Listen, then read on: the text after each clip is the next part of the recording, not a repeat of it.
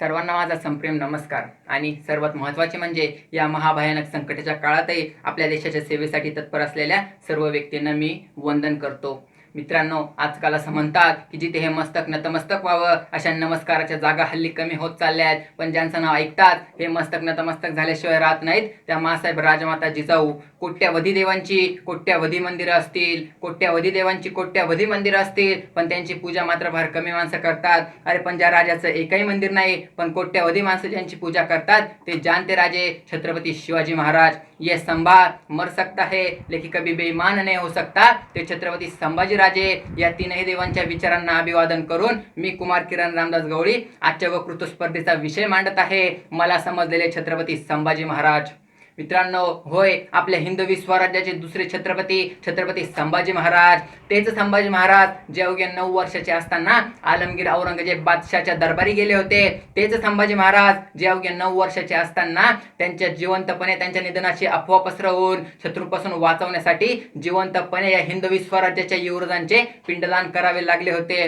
मित्रांनो, छत्रपती संभाजी महाराजांनी अशा सर्व कठीण प्रसंगांवरती मात केली, ती फक्त आणि फक्त छत्रपती शिवाजी महाराजांच्या स्वप्नातलं हिंदवी स्वराज्य आणि या रयतेचं हिंदवी स्वराज्य वास्तवात साकारण्यासाठी। आणि यावरून मला एक गोष्ट समजली, एक निस्वार्थी, प्रेमळ, दयाळू, जनतेला नेहमी न्याय देणारा आणि एवढेच नव्हे तर वयाच्या अवघ्या 14व्या वर्षी बुधभूषण सारखा ग्रंथ लिहिणारे छत्रपती संभाजीराजे हे देखील छत्रपती शिवाजी महाराजांप्रमाणे रयतेचे राजे होते। मित्रांनो, 350 वर्षांनंतर छत्रपती शिवाजी महाराजांचं नाव घेतलं की आपलं रक्त सळसळतं। 350 वर्षांनंतर छत्रपती शिवाजी महाराजांचं नाव घेतलं की आपलं रक्त उसळतं। अरे 350 वर्षांनंतर फक्त छत्रपती शिवाजी महाराजांच्या नावाने आपली ही अवस्था होत असेल तर विचार करा, 350 वर्षांपूर्वी जो छत्रपतींच्या पोटी जन्माला आला त्याच्या अंगामध्ये छत्रपती शिवाजी महाराजांचं रक्त सळसळत होतं, तर छत्रपती संभाजी महाराजांची काय अवस्था झाली असेल।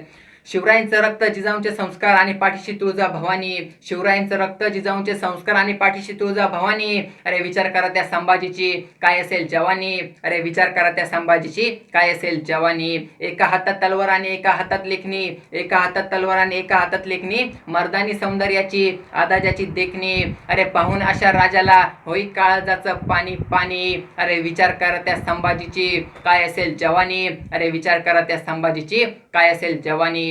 छत्रपती शिवाजी महाराजांनंतर छत्रपतींच्या गादीवर बसले छत्रपती संभाजीराजे आणि छत्रपती संभाजी महाराजांना संपवण्यासाठी 6 लाखाची फौज घेऊन आला आलमगीर औरंगजेब बादशाह। औरंगजेब बादशाहने ठरवलं 6 महिन्यामध्ये छत्रपती संभाजी महाराजांना मारून टाकायचं, 6 महिन्यामध्ये मराठ्यांचं हिंदवी स्वराज्य जिंकायचं, 6 महिन्यामध्ये छत्रपती शिवाजी महाराजांचं हिंदवी स्वराज्य जिंकायचं आणि पुन्हा एकदा दिल्लीला जायचं असं त्याने ठरवलं। आणि महाराष्ट्रात आल्यानंतर त्याने सर्वात पहिले किल्ला घ्यायचं ठरवलं, त्या किल्ल्याचं नाव आहे रामशेज किल्ला।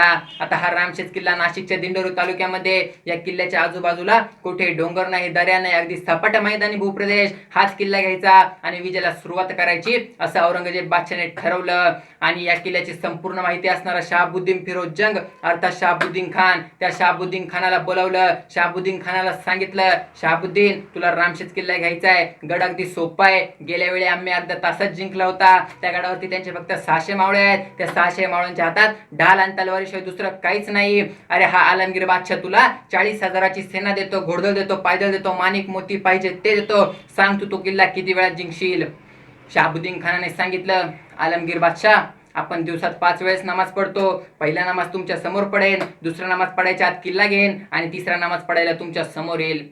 औरंगजेब बादशाहला बरं वाटलं आणि ठरल्याप्रमाणे शहाबुद्दीन खानाने औरंगजेब बादशाह सोबत पहिला नमाज पडला।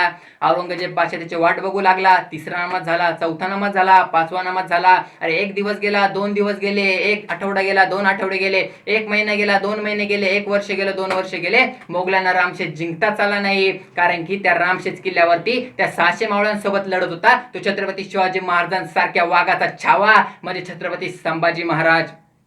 मित्रांनो, छत्रपती संभाजी महाराजांबद्दल जास्त काय सांगणार, अरे शत्रूने ज्या राजाचे गुणगान गावे असे राजे म्हणजे छत्रपती संभाजी महाराज होते।